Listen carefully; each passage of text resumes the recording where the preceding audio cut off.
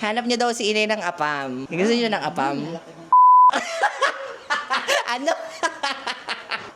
Ganyan po. Teka lang. Mag-intro muna tayo. Ito naman. Pandiyaman na yan yun. Huwag niyo nang anuin. Welcome to Cooking Ina! Pagkakulo at naiga, gigisa ang bawang sibuyas bago ihuhulog na ang labanus. Pero mamaya na yan. In-explain nyo na lahat. Gusto nyo atan tapusin. Gusto ko tapusin na. Hindi na to tatakpan, ganito na to. Di bahala na kayo. Basta kayo yung ano ngayon. Kayo ang magluluto. Yan na baka akala nyo wala akong ano. Meron ako oh. Yan, di ba? Mukha akong naka-duster ngayon. Hilo ako? Ba yan? Si Hilo. Yan yung epekto ng alamang. Ayan na, nakulo na. Dito na kayo. Kain pa yan. Gisa-gisang konti. Pagkatapos, bawang at sibuyas. Wait lang pala.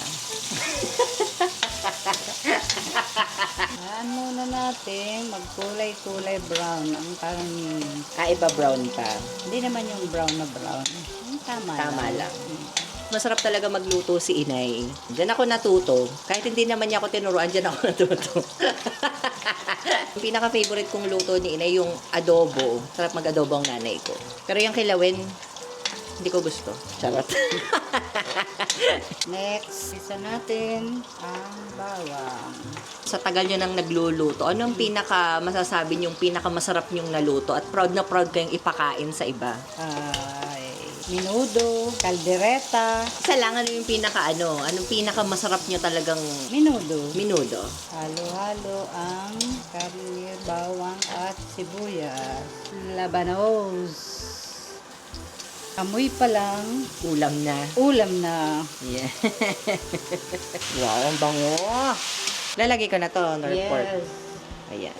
Nor. Tsaka pamenta. Tsaka ulit halu-haluin para sumuot ang lasa. Takpan na.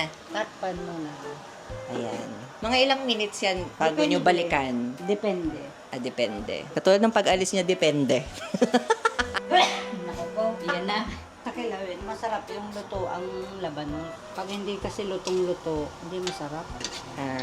Okay. Kailangan lulutuin mo rin mabuti. Yan eh. Amoy pa lang. Sabaw para maluto ng maayos. Malapit ng maluto. Mabilis lang palang lutuin yan.